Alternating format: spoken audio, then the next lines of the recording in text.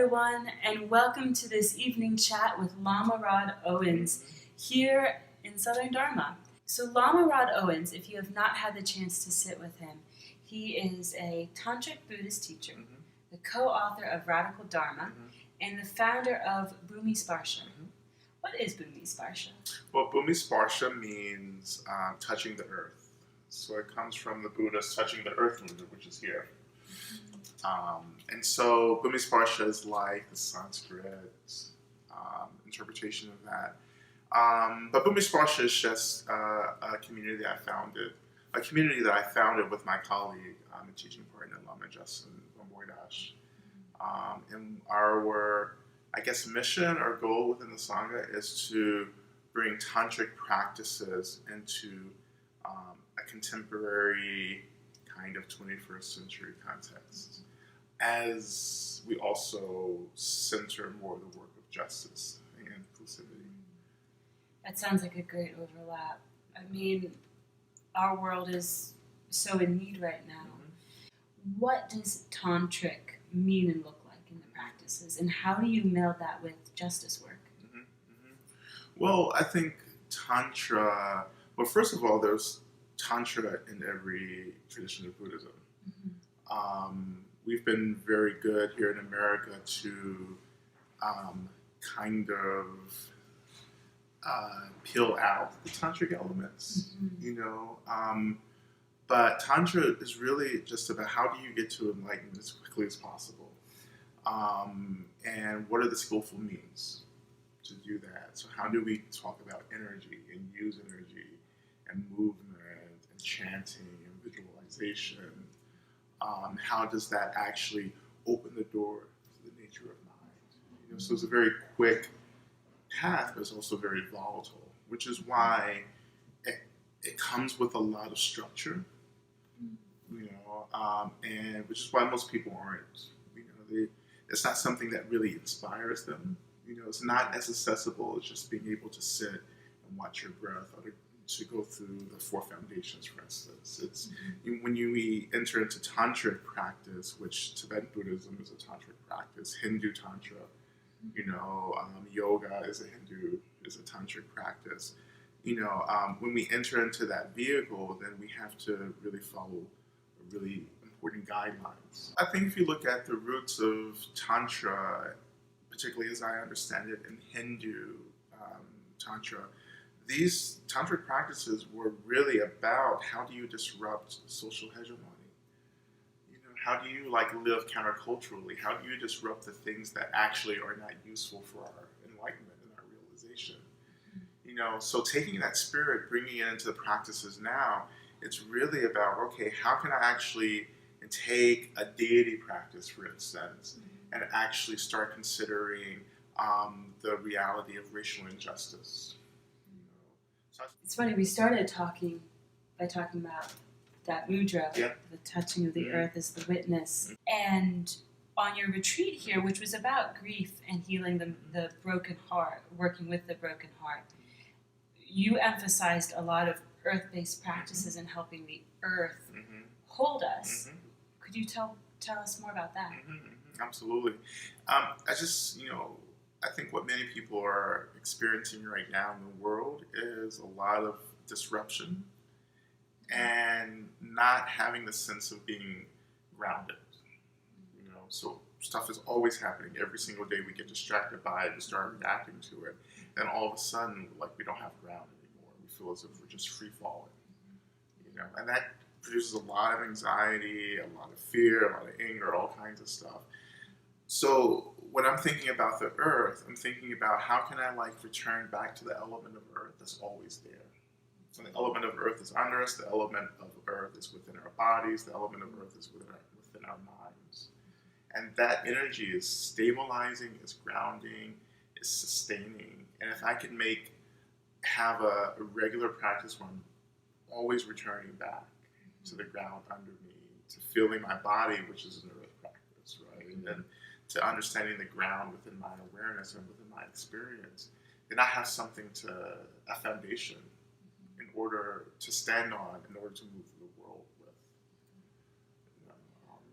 And that can be, we can use any elements, but earth is the element of holding, foundation, stabilizing. Nurturance, even, Yeah. I'd say. In one of the practices that you shared as well on the retreat, it was the 7 homecomings. And I really appreciated how, just like the earth is a place that we can find ground and stability, so were these different refuges, these different homecomings.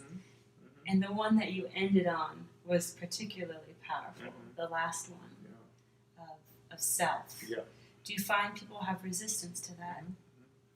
Well, I think people can have resistance to all of them, but definitely the self. When I first started teaching it, the last homecoming was coming home to a community. And then the self came before the community. But I've gone through so many iterations of the practice. But yeah, the self is hard for folks because we're always trying to avoid ourselves and our experiences in our minds. Ancestry is often really hard for people. I would say those are the two because they bring attention back to us in some way and back to our histories. And often, from my experiences, often just, white people have a problem with a lot, particularly those two. Ancestry and self. Yeah. Because so much of how white people are dealing with whiteness right now is to bypass whiteness and the history of whiteness, and even specifically the trauma of whiteness. And these practices, the 7 homecomings, I say, no, let's go back. You'll never be free until you hold space for these really difficult things. You running away from all of this is not actually doing people of color any good. You're actually bypassing your work, and in doing so, giving that work back to people of color to work through and process. And I had to realize that for my own path. It was I had to understand that the work that I didn't do for myself was the same work that was forcing other people to do on my behalf. Some of that work is called emotional labor. And I think that's the primary work that we're forcing and manipulating people around us to undertake on our behalf because we're not doing it for ourselves. It's one thing to ask for consent for people to help us hold our emotional reality, but there's a whole other thing when we choose to bypass really difficult stuff, and that becomes something that someone else has to work through in order to be in a relationship with us. Because it's still there, yeah. Even if we want to ignore it and look away. In our bodies, our experiences, everything that's happening to us right now is a result of the past. So we're born into narratives, we're born into karma, we're born into these storylines that we've inherited, deeply internalized, and we play it out. So to disrupt that playing out, we have to kind of rewind and go back to actually become conscious of the story that we're participating in, and then let it go. But as you let it go, then you open the door to all the discomfort. Because that storyline is purposefully keeping us from connecting to that storyline of discomfort. Or it's keeping us from connecting to what's beneath the storyline, which is this reality of discomfort. And it's there only because we don't know how to work with it. We've never touched into it. We've never attempted to metabolize it and transform it. The metabolizing of these things. And we have to train ourselves to do that work.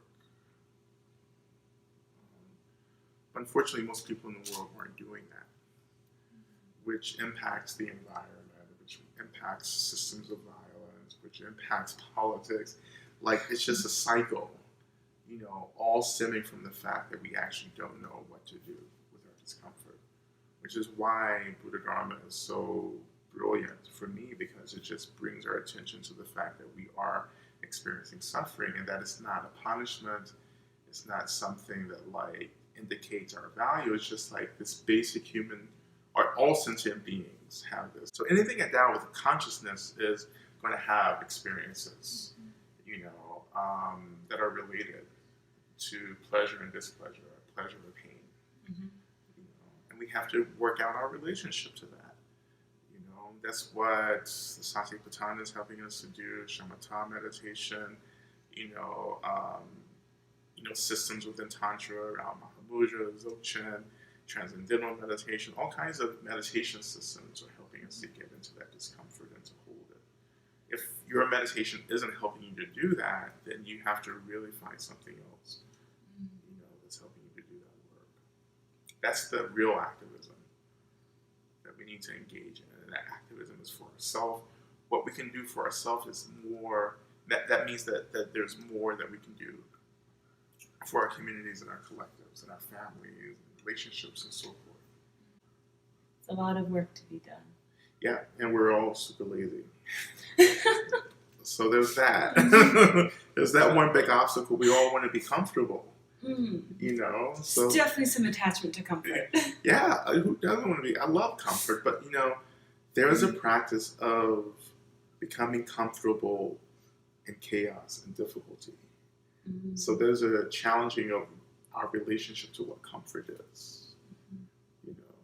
But that comfort is based upon spaciousness. Anything can happen, and we can be okay with anything as long as there's space. We don't have to get lost. And that's the point. And even ultimately when we come to die, this is what we're really practicing for at that moment of death. Can we hold our own passing? Can we transition and let go of this life, let go of this body, and lean forward to it, step into the next life, wherever that life may be. That's why I always say, at the end of the day, we're just afraid of dying. It's funny when you work through fear of death, or when you begin to hold space or develop a relationship with your own mortality, how open, spacious, and dynamic your whole life gets. People say that you never understand death until you understand life. And you can also say that you'll never understand life until you understand death as well. But living is how we transition, through death. So all that's really beautiful, but it's also super hard. But that's fine, because you can do bit by bit every day. And whatever you can do now will be beneficial, no matter if you've only been practicing for 5 minutes. I know you're working on many projects. Mm-hmm. You stay busy. But you, in particular, are working on your next book, if I'm correct. Yeah. Any chance you'd be able to give people listening a sneak peek? Yeah, so this next book project is really a conversation between love and anger. And this comes out of really, this is a question I've been asked ever since the 2016 elections. What do I do with the anger? Mm-hmm. And particularly in Buddhist communities, people have really been taught to avoid anger, to bypass it. And that actually is something that robs us of a lot of agency and power. It robs us of a lot of potential to be effective and direct. When you're bypassing that really important energy. However, I was trained in Tantric Buddhism, so we have Tantric anger practices, we have wrath. And so there's a really head-on examination of the energy of anger and how to decenter the ego from that. Mm-hmm. So that anger actually transforms to wisdom. And that wisdom actually helps us to consider how to benefit people through the energy of anger, And so the book is really, first of all, examining or recentering anger as being very important, that anger is this vital energy that we need to get things done, to particularly address social issues. However, it's something that we have to learn how to develop agency over. And to develop agency over anger, we actually first have to start taking care of the hurt and the fear beneath the anger. Actually, the anger is arising to point us back to that experience of hurt. So if we have practices that help us to take care of the hurt, then we're not so dependent on the anger as something that's helping us to bypass the difficulty of the hurt, which is a misuse of anger. So we take care of the hurt, and all of a sudden, anger is this energy, and we don't feel trapped by it. We don't feel as if we have to react to it, And then you can channel it into something that's more beneficial than just reacting to it and whooping someone's ass, or doing something unskillful that creates harm and violence for people and for ourselves. And then examining like suffering and like all kinds of like techniques and strategies that I've been working with and developing over the past few years to work with all the subtle aspects and issues associated with anger. It's a harder way. It doesn't feel as good as just like responding to the anger, and it doesn't feel as if it is dynamic enough. It doesn't feel urgent, but it's the only practice that I know of that helps me to do really important, effective work, and also to practice an ethic of restoration and healing at the same time. Anger isn't about healing. Just responding, reacting to anger, you're not going to heal anything. Everything gets flames, Expressing anger doesn't heal anything. It has to be this kind of dual approach where we're taking care of the hurt and then returning back to the anger and having agency over the anger. So there's space, but that space is also about wisdom. So you have clarity around what's happening with that energy and what to do with it. And that creates that's a whole different paradigm shift for folks, but it takes effort. So if you're willing to do that, I think that's great. But if you're not, then then you're wasting, as we would say in Buddhist circles, you're wasting this precious human rebirth. You don't want to waste that. No, we can't. No, you can't assume that you're going to get this again. As we sit and as we talk, I find myself thinking about all the communities out there that are working to bring about justice, but to also have restoration. If you were to give any word of advice to those who might be listening who are in a community that might be struggling, what advice would you give? I think a primary piece of advice is to really work on establishing ethics of care within the community. So helping people take care of themselves, offering care to other people, opening up to receiving that same care, and having that be a primary community value. No matter what the community is established for, prioritizing care is going to help the community be sustainable. It's going to help create a container where people can actually get a lot of support in holding trauma. Right now in our communities, many of us just feel ashamed being traumatized or sad or hopeless, and we cover that up. And of course, the anger comes, and we're so disconnected from that because the anger is so strong. That anger is it's a reflection of the intensity, of the discomfort. So the angrier we are, usually the deeper hurt we are. So we have to develop ways of supporting one another in community where we can get back into holding the pain and realizing that that's going to slow whatever the work of the community is down. Pain slows us down. Anger speeds us up. The pain, woundedness, holding space for that slows us down. Grieving slows us down. It brings us back to the earth. It grounds us. It settles us. We don't stay so high up in our bodies where things happen really quickly. We stay down. You can't stay up there. You can't, but people do. Yes. People absolutely do, and that I think is the root of a lot of like illness, like mental illness, energy-based, obstacles and issues that some of us experience. Disembodiment, of course, is like part of what it means to stay up above. And so these earth practices brings us back down, but we need to do it as community. We need to return back to the earth as community, and then creating the container where everyone can actually open up to what's hard for them.